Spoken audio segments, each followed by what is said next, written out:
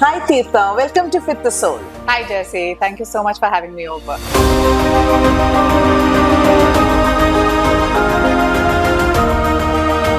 I've been watching your designs for some time. I love the styling, the delicateness and the finish. They're so well thought out. Tell me about your journey into the world of jewelry design and what brought you to where you are. So very interesting. In fact, thank you so much for your thoughts on the jewelry that we make. It's really delightful to hear that. And my journey has been a very interesting one, Jessy, because I don't think I ever set out wanting to do jewelry. While I grew up, in a family where we saw diamonds on a day-to-day basis, because my father came from the background of diamond cutting and polishing. And when I grew up in Surat and Bombay, my childhood has been spent coming back from school, walking into home and seeing, a lot of babus sitting and then cutting and polishing the diamonds. So I think there was a spark somewhere saying somewhere at some point in time, maybe diamonds, but somehow life had other plans and I really didn't take on jewelry until like 10 years back. Wow. So very interestingly, I actually, did my studies and then I got into corporate. I was with the corporate for about a decade, did all the advisory and strategy planning that I could for, some of the largest MNCs and big fours. And then one fine day decided that no, I think it's jewelry that I want to do. My journey in creating Samaara was, when I started this, I knew that I was already entering a market that was overly crowded, right? Like we've all known jewelry, we've all known of jewelers. All of us have had family jewelers, That's right. And you've always had that one person you wanted to go to. But I think the gap I really noticed was when I was with corporate, I would, just let my colleagues know that if somebody was interested in getting maybe a pair of earrings or a small necklace or a pendant, I could do that for them. I could have that manufactured for them. And very interestingly, what I noticed was a lot of them actually had their own ideas of what is the kind of jewelry they wanted. Yeah. And that for me was the starting point where I really thought that I don't want to be a brand that is creating a whole lot of designs for the consumer, but I really want to involve my clients. I want to co-create pieces of jewelry with them so that you experience as much a sense of joy when you see your creation in front of you as much as I experience joy while creating that piece for you. So I think that's how Samaara started, as a core customized and personalized jewelry brand. I think that's really nice because I saw that in my own piece. When I saw a beautiful ring at your store, I said, I like it,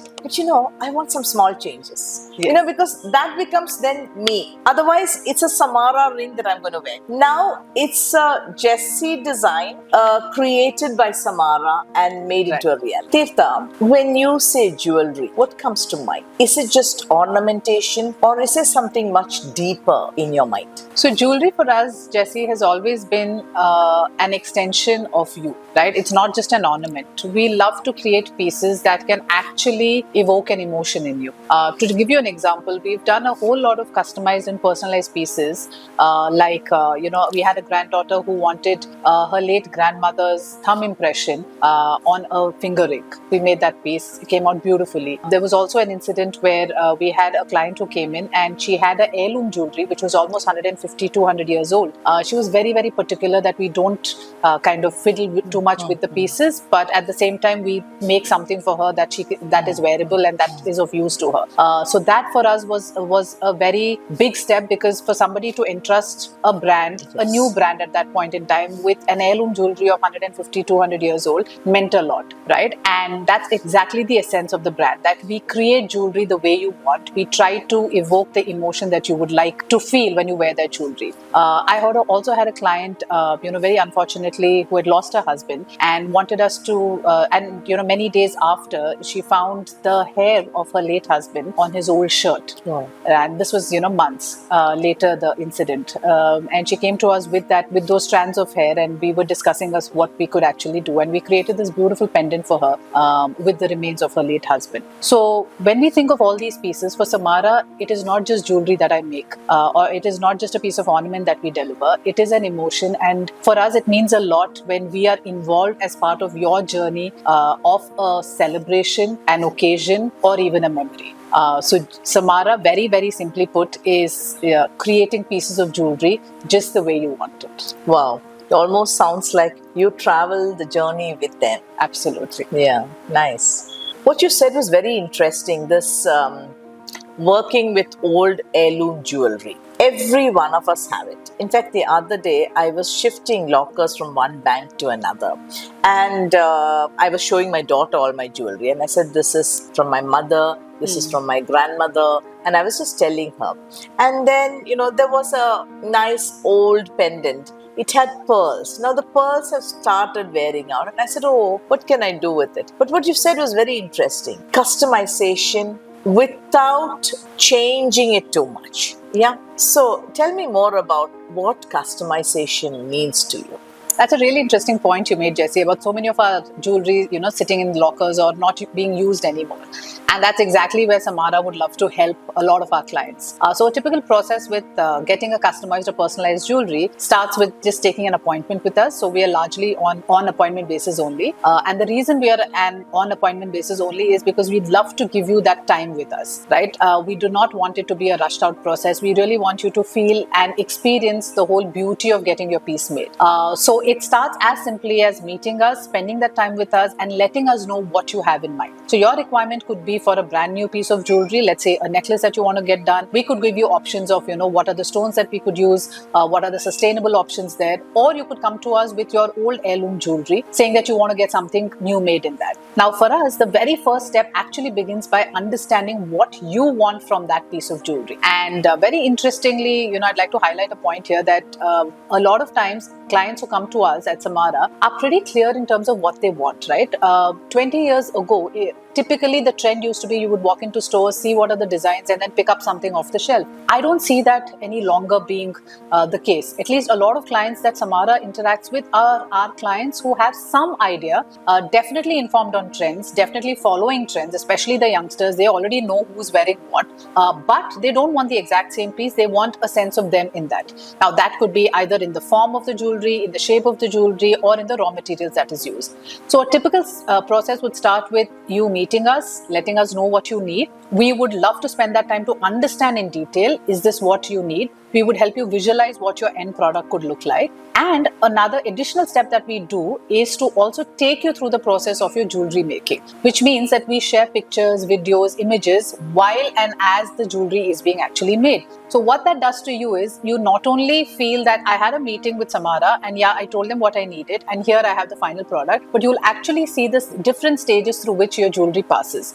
A very interesting point here is a lot of times clients, when I share these pictures, they'd see like metal which is black in color. Yeah. And, we have that conversation that goes to and fro saying that, hey, we're working with gold itself, right? I hope it's not any other metal. And when they get to know that this is gold itself, it's just that it's going through the different stages. That itself is a revelation for them that, oh, we never knew this. We never knew that this was the process in the making of jewelry. Yeah. So I think it's these smaller elements that we as a brand would love to add in your experience to make it a complete personalized experience for you. Wow, that's so nice. So when you talk so much about customized jewelry, tell me a little bit more in simplified form what customized jewelry is and how it's different from store-bought jewelry and what's the impact on the customer.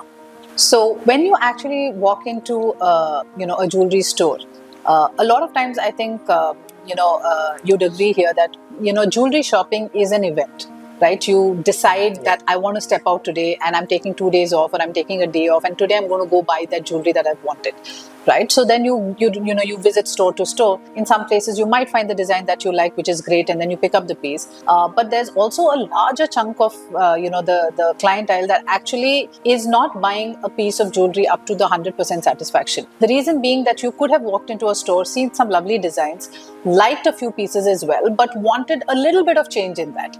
Maybe something about the stone used wasn't to your liking, or let's say something in terms of the purity of the gold. Let's say you were looking at something which was in 18 karat gold, but the jewelry that was made available to you was 14 karat gold. Or it could be you wanted it in white gold and not yellow gold or rose gold, or just the gemstones used, right? Now, what happens is when you express that these are the minor changes that we need, a lot of times, the response could be either, yes, we can make it, but we're going to take a lot of time to, incorporate that change for you. Or largely the response would also be that, no, this is the piece that is there. Customization, on the other hand, is not about limiting you to the 100 or 200 or 500 designs that you see. Customization is opening a whole new canvas to you, saying, we can do any piece of jewelry that you want, right? So it is about saying that let's spend time to understand first what is it that you have in terms of your jewelry pieces. We will share a few images. You share us a few images of your reference point, so we get a larger and a clearer idea saying, okay, this is your style. And then together we work on creating that final actual beautiful piece. So what I would say is, how is it different?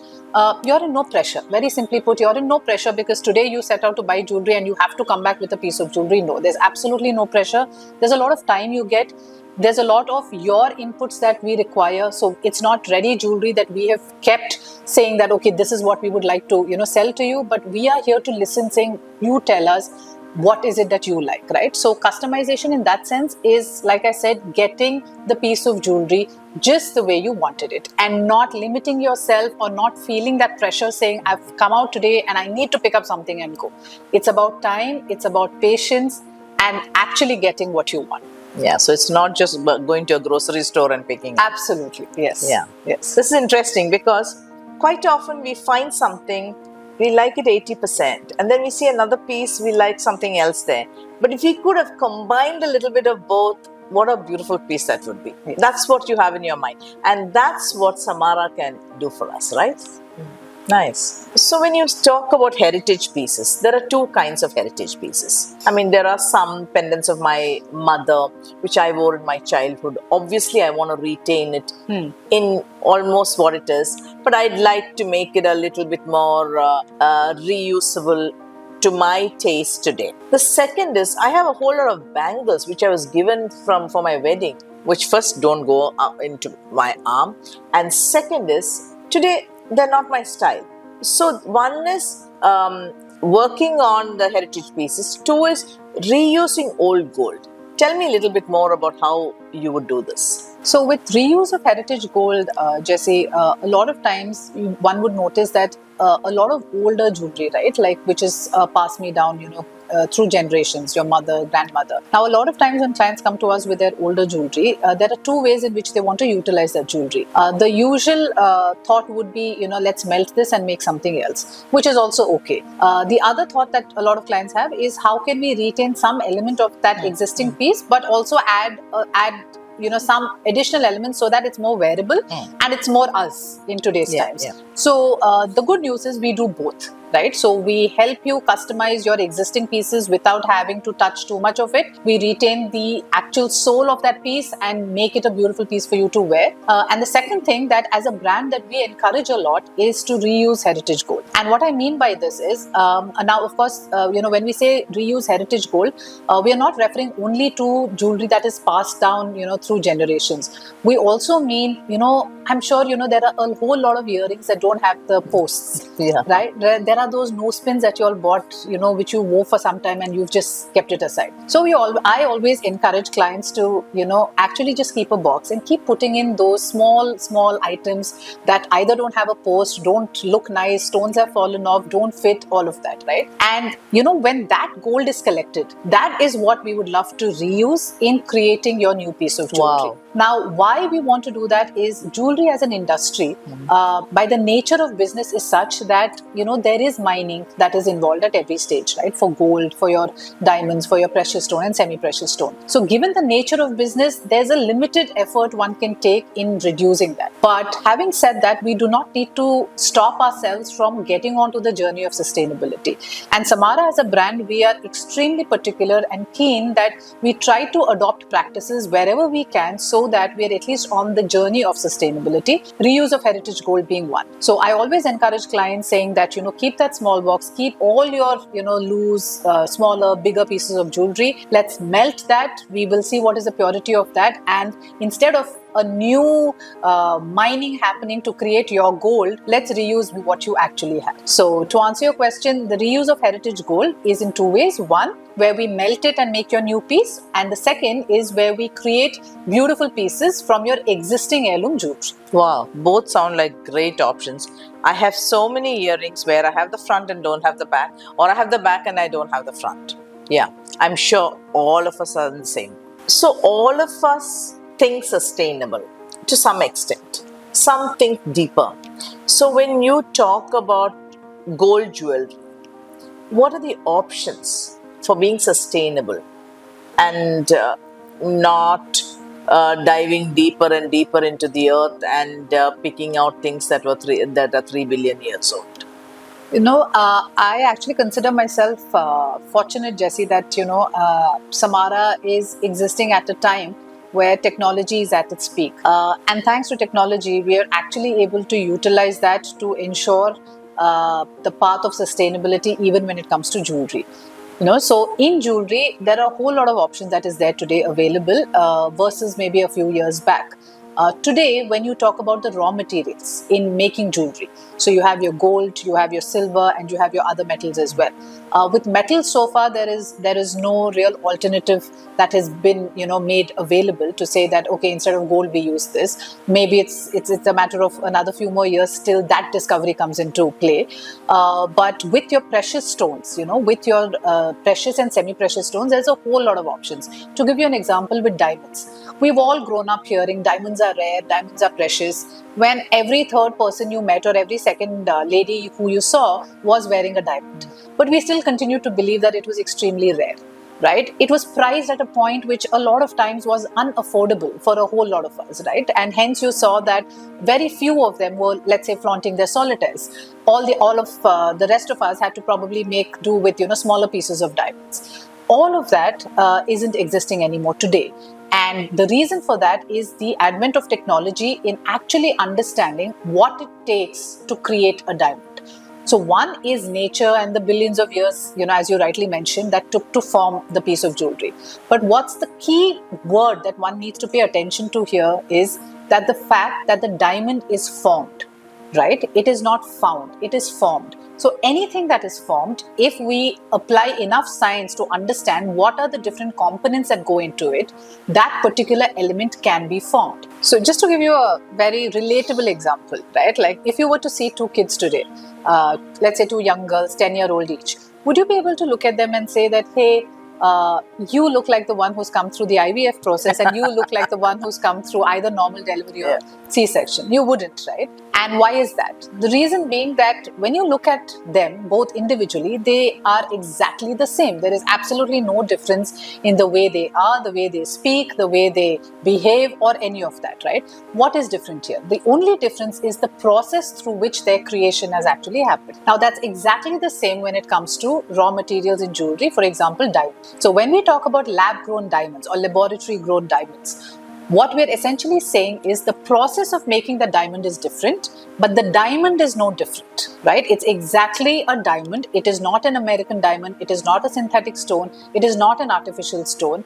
It is so much of a diamond, the fact that even a jeweler cannot distinguish between two pieces. Like if you would bring, two solitaires to me, two solitaire rings, and tell me that, Thirtha, why don't you just lens this and tell me which one is lab-grown diamond and which one is, mined diamond?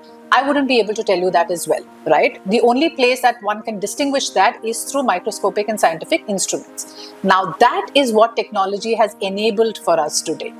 So I think in terms of sustainability, as a brand, we would love to give clients options of all of this today, because depending on what your preference is, if you're somebody who wants your jewelry, but also wants to be mindful about your raw materials, where, the raw materials are being sourced from, where is it coming? And if you're somebody who looks at sustainability as an option, as a brand, we would love to offer you that as well. And also as a brand, we take the responsibility on ourselves to say that for us, our duty is to really share the information. So as a brand, we'd love to tell you that if you're looking at diamond jewelry, for example, there is mined diamond and there is lab-grown diamond. Mined diamond, it's been there for ages. People have enough and more information around it. Lab-grown diamonds is fairly new, and hence there's a lot of discussion, myths that need to be busted of what it is and what it is not. Hence, we educate a lot of our clients on lab-grown diamonds because it's a newer category.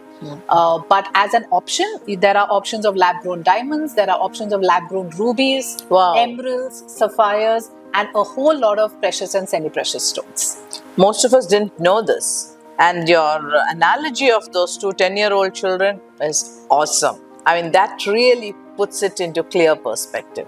Thank you. That was really good, Samaara. So, Thirtha, when we talk about lab-grown diamonds, how different is it from American diamonds, zirconium, all the other things that when we were growing up, there were diamonds, and there were other stones that sort of sufficed for the white stone jewelry. So tell me a little bit more about it. Sure. I'd love to ask you this question, in fact, in reverse, Jessy. So let's talk about American diamonds. As you rightly said, we were all familiar with American diamonds, white stone, zircon, call it different names. So tell me something. If you had two rings, would you be able to tell which one is an American diamond over a period of time? Oh, for sure. And how is that? The diamond still retained its luster and its shine, while American diamonds sort of slowly became dull over time. Right. For sure. We could make out that, American diamonds couldn't be brought back to its original thing, while real diamonds, you just gave it back to the jeweler, or you just used soap and water even to clean it. It was just fine. Right. It was as good as. So like you said, and which used to be the case, right? Yeah. Like even if, a lot of us who wear diamond earrings, let's say on a regular basis, because of, having it on yourself for so long, a small rinse and a wash always brought out the beauty of the stone. But as you rightly said, American diamonds, that wouldn't be the case. No matter how much you scrubbed it, how much you polished it, the stone just would not look as nice, right?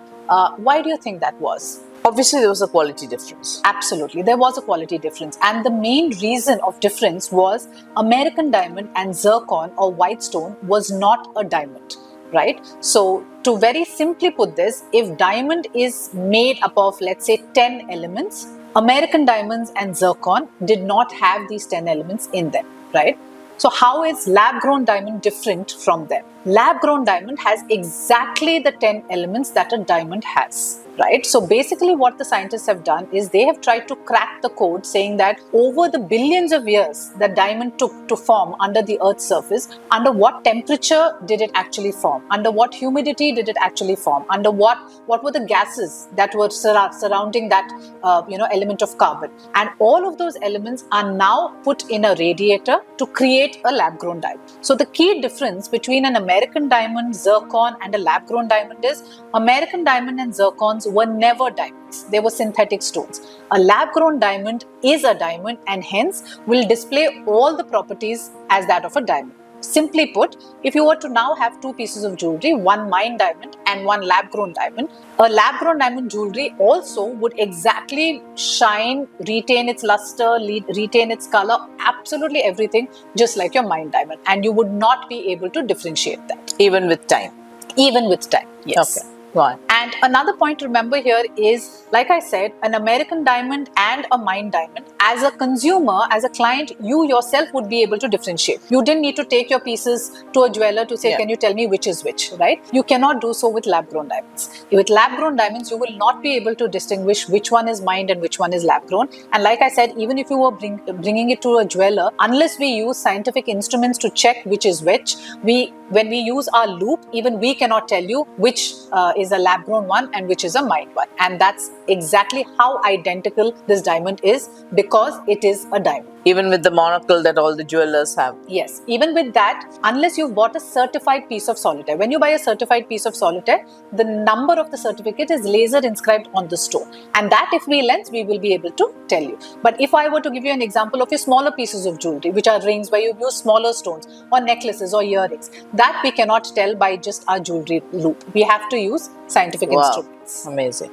So Thirtha, from the generations that went past, every grandmother wants to gift the grandchild a diamond. So let's say a grandmother has 8 lakhs and she wants to gift the granddaughter a diamond. What would be your suggestions? Very interesting question, Jessy. Actually, if you ask me, I think, a grandmother wanting to give something to a granddaughter, or a mother to a daughter, or anybody to anyone, I think what really clearly defines which one you want to opt is truly your understanding and definition of value, right? What does value mean to you? So, for example, for somebody, maybe spending 8 lakhs on a single stone is great value, right? Versus somebody else who feels that I'm not going to spend 8 lakhs on just one stone when I can get, let's say, a lab-grown diamond for, anywhere between 50 to 60,000 rupees, let's say a carat of the topmost color and clarity. So let's say I've, 50,000's gone there. I still have 7.5 lakhs. So I would probably want to buy more pieces of jewelry from my granddaughter So let's say I've given her 4 or 5 pieces of jewelry. Along with that, I even want to book a holiday for my granddaughter, and maybe also give her 1 lakh in cash in hand to say that now you can do what you want, right? So really, to answer the question, it's what is value for you? Right now, I would say this value discussion really needs to happen between the person who wants to hand this over as a gift to, let's say a daughter or a granddaughter, to really understand that how would you also want this hand-me-down to come to you? Do you want it as one single stone which you will keep and will have to guard by your life because it is so, so-called so expensive? Or would you then looking at a lab-grown diamond, because it is a diamond, it is more sustainable in that sense. Also, it's giving you a lot more options in terms of what you can do with that overall budget that I had planned out for you. So the question really comes down to at a personal level, and hence that whole personalization angle also comes here. What is value for you? Value is not something that is a standard defined across. What might be of 8 lakhs value to you, that value to me could be very different.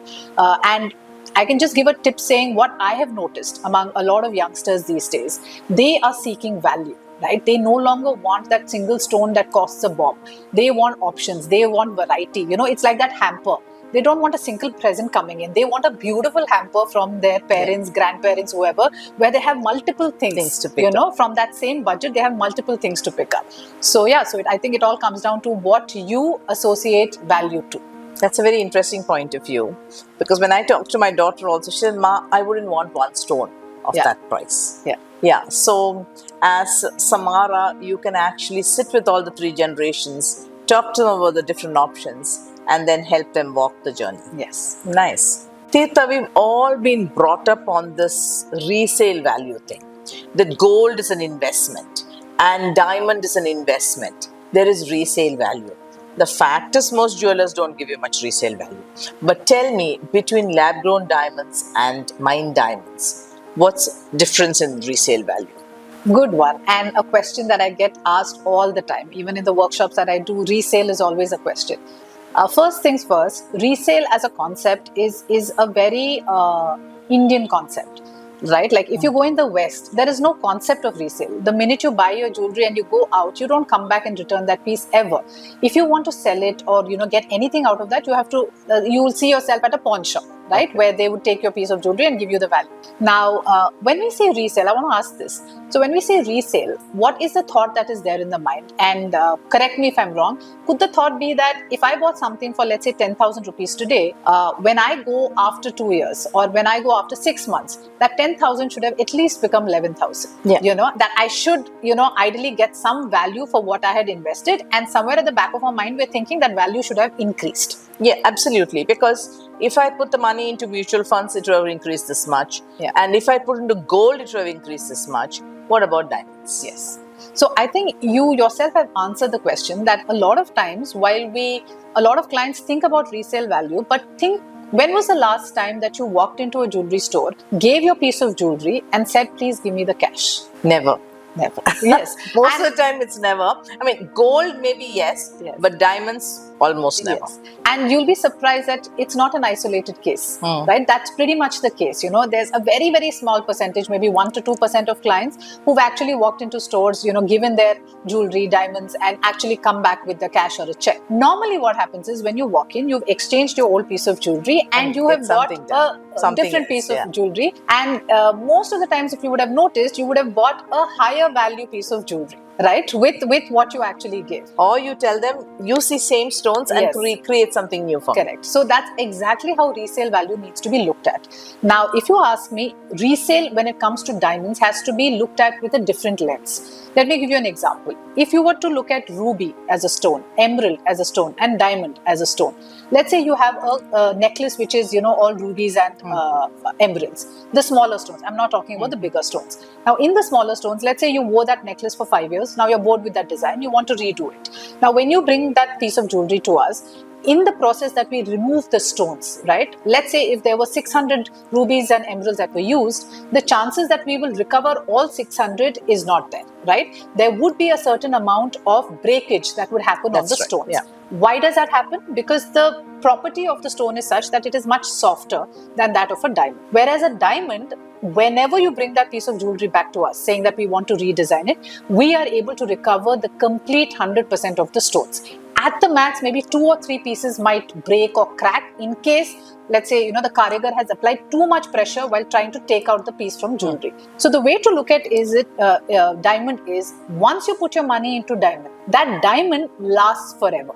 This is where I would say that diamond lasts forever actually comes into play. That stone never leaves you, right? You can always redesign it. You can reinvent it in the form of the piece of jewelry itself that you wear. So that is one way of looking at resale. That if I'm buying a diamond, this diamond will never break. This is something I can make multiple pieces of jewelry with. The second way to look at resale is, when I think of my growth, is, for example, if I go back to the 8 lakh example that you gave, instead of buying a single solitaire which is 7 to 8 lakhs, what if I bought a solitaire which was, let's say, 50,000 rupees? I have 7 lakhs with me.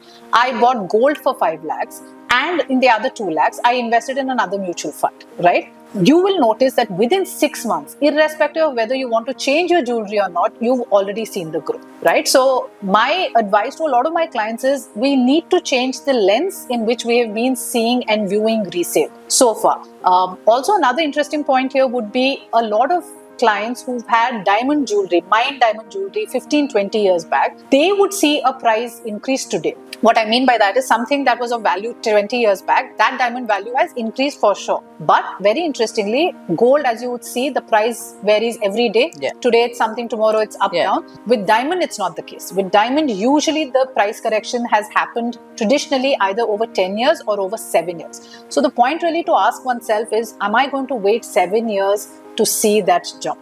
Right? And now with lab-grown diamonds coming into the market, natural diamonds, or mined diamonds as we call it, has also seen a subsequent crash in terms of prices, more at a wholesale level.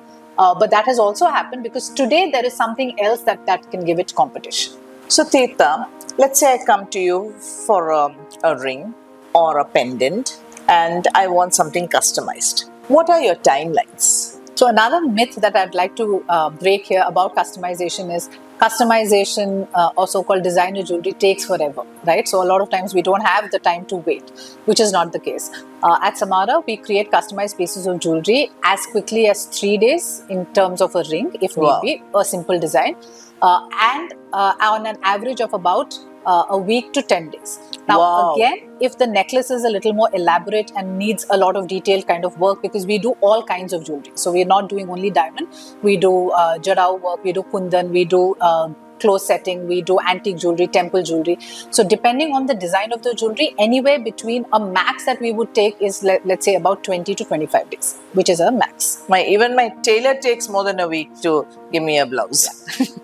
In this world of AI and everything, where do you see customized jewelry going? Personalized designs, sustainability. What seems to be the future of all of this?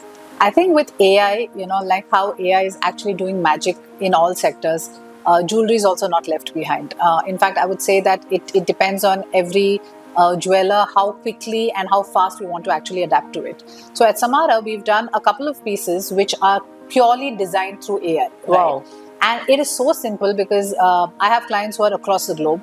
So I have a US client who wanted to get a piece of jewelry, and they typically will plan it around their vacation time, right? Like, so they get in touch with me like a month before, and they let me know, we are coming down here, if you could get our piece of jewelry ready. Now, when you're sitting across miles, now the only way I could, understand what you need is, through our Zoom calls, where I take your inputs.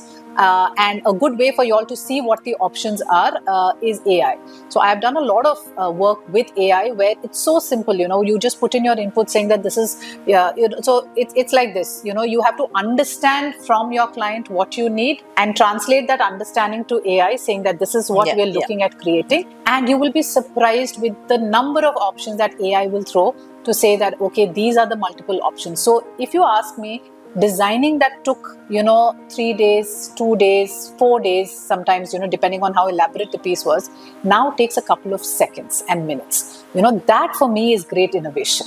So what used to take like 2 days, 3 days, 4 days, or even a week, depending on how elaborate the piece of jewelry was for designing, now can be done in seconds. Seconds and minutes, and that's the beauty of innovation when it comes to AI in jewelry. Apart from that, of course, you have CAD designs, computer-aided designs, where we are able to make a lot of lightweight jewelry, right? So we are using technology to say that yes, there are certain pieces of jewelry which is handmade, because there is a very deep beauty in handmade jewelry as well. But there are also a lot of clients where their requirement of customization is, I like this design, but I want it only in so much weight, right? Then it gets a little challenging to do that as a handmade piece, because it's humans at work at the end of the day, and they need a little gauge of metal to work. But then we're able to cater to these clients by saying that, okay, we will make computer aided designs and have your jewelry made in CAD and CAM. So AI definitely used largely. In fact, even in terms of displaying designs, you name it and it's there.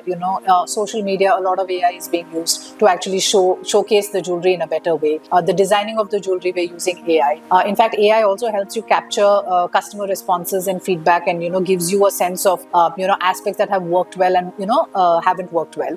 So I think as a brand, we are definitely trying to use AI as much as we can, and the phases where we've already used and seen success is definitely at a design and on social media. Nice. For a millennial or a Gen Z who's never done customized jewelry and who'd like to walk down the sustainable path, what would be your advice? Millennials and Gen Zs, one, of course, sustainability and all of that, and for a lot of us, probably it even occurs as, it just seems to be a fad. Everybody talks about sustainability, so we are also looking at sustainability. What I would say is, for somebody considering jewelry, look at options in terms of sustainability in jewelry with respect to reusing of heritage gold. What are your options when it comes to raw materials? As we discussed, in diamonds, do you want to go in for mined diamonds? Are you wanting to consider lab-grown diamonds? Something which is a lot more earth-friendly, I would say. And also, I think the interesting aspect that as a brand we have, not just for millennials and Gen Zs, but for anybody, for any client, is transformability in jewelry. So at Samaara, when we say customization, we even take customization to the extent to say that, hey, while we'll make the piece of jewelry just the way you want it, we would love to give you more options in your single piece of jewelry. Right. So to give you an example, we've done earrings, a single pair of jhumkas, which can be worn in 8 different ways. Wow. We've done necklaces which can be removed, worn as a pendant, a complete elaborate piece, a bracelet. We've done rings that can also be worn as pendants. So we love working on those aspects of jewelry as well, where we don't want to create just that one piece that will again become a one-time occasion-based kind of wear. But again, having said that, we also don't like to force transformability on clients. We would love for clients to make that choice, saying if you're somebody who's looking at transformability, also getting more value from your single piece of jewelry, then that's also something that we can offer. So I think for millennials and Gen Zs, that is definitely what they're looking at, right? Like as we would notice, not just with jewelry, but in anything else, there's a lot more reuse that they want. There's a lot more value that they expect, as opposed to generations, before them. So I think transformability is a great way that Gen Z and millennials should consider jewelry as, saying, I'll get my solitaires, in a sustainable manner, and I'll also see whether the single piece of jewelry can be worn as a chain, pendant, and let's say ear studs. Amazing. Wow. Thank you so much, Thirtha. This has been such a lovely session. I mean, it is such a mind-boggling session, and it really opened my eyes and my heart to hear and see things that I did not know before. Thank you. And I hope all our Fit the Soul viewers love it as much as I do. Thank you so much, Jessy. I thoroughly enjoyed myself. Thank you.